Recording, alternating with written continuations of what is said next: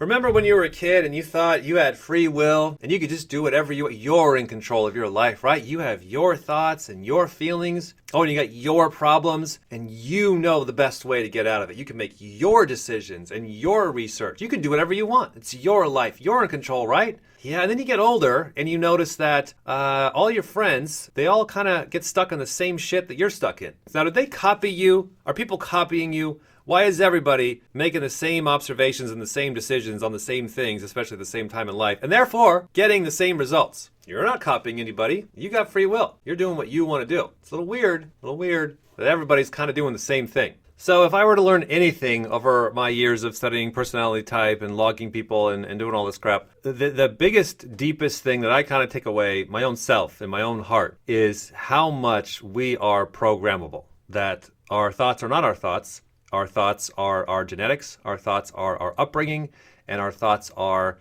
our culture, our influences. And how much more we are just kind of reaction bags without any kind of free will whatsoever, how that's a little bit closer to reality versus the other side of the spectrum that I used to think, and that is you have all sorts of free will, you do whatever you want, you're in control, all that kind of stuff, right? Let me show you what started to kind of break down my thinking of I'm in control of my head, right? Years ago, I got into watching Darren Brown, like all of Darren Brown, obsessively. He's probably the #1 most influential person that I've studied from to learn how to do personality type and psychology and all the rest. So Darren Brown's done this a couple times, and it's really good. This really demonstrates the point, gives you something to think about. And that is, he took 2 advertisers. They tricked the dumb public into buying crap, right? And so they really know how to do influential marketing. Darren takes these 2 guys and he asks them to do a marketing campaign for taxidermy, for stuffed dead animals. And what Darren did is he drew out an image and a little slogan, and he kind of put that little piece of paper in his pocket, before they showed up. Then he asked them to freely draw whatever they want and do a little marketing slogan of however they want it. And knowing Darren Brown, at the end of the thing, voila, what they drew from their own free choice was pretty much right on to what Darren had drawn out and written out before they ever showed up. Right? Now, he's done this a couple different times in his career. This is not even the craziest thing that he does. So what happened here? What Darren did is on the taxi ride over to this little meeting, Darren drove them through town and placed all these visuals all around town of the stuff that he wanted to get into their head.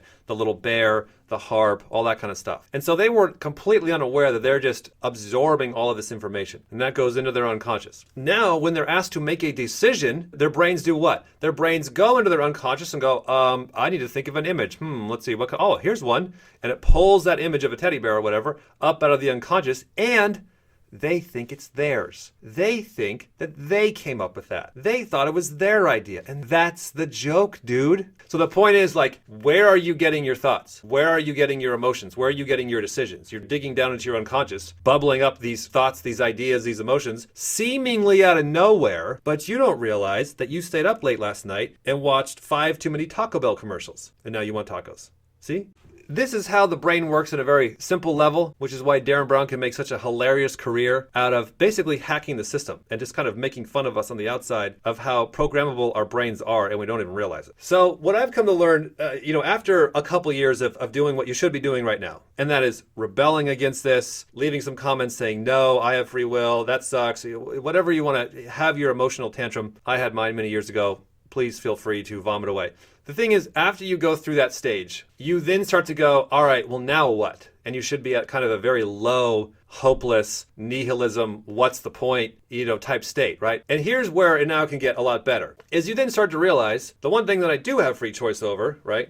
Put that in quotes, is choosing what I want to brainwash myself with. And that's exactly how I look at my brain. I no longer look at when I was in my, 25, I used to think, I'm this hot shot, I got all this free will, I'm special, the world doesn't even know how awesome I am, right? So you kind of start on that side of the spectrum. And now I'm much more on the spectrum of I'm a piece of crap, I'm a dog, I get brainwashed by everything. Commercials work on the dumbest people, they work on me. Darren Brown can trick me. And so now I'm coming from this other side of that I'm the worst of the worst. I then go, okay, how can I then get control of that mechanism? That's the key. If that's really the case, then it's how can I be the Darren Brown in my life and brainwash myself with something positive, something constructive, something that would teach me how to use my brain and how to do things positively. And that now becomes the game. It's no longer denying that you're easily brainwashed, no longer denying that you're easily getting subliminal messages all day long from culture and your parents and your friends and the TV shows and the video games and all the shit you pump into your head all day. It's no longer resisting that or being unconscious of that. It's acknowledging it and now getting on board with, I want to now bring in the positive information and the positive videos and the positive shows into my life all day and do what Darren Brown does in his personal life. Watch this. He doesn't go near a TV.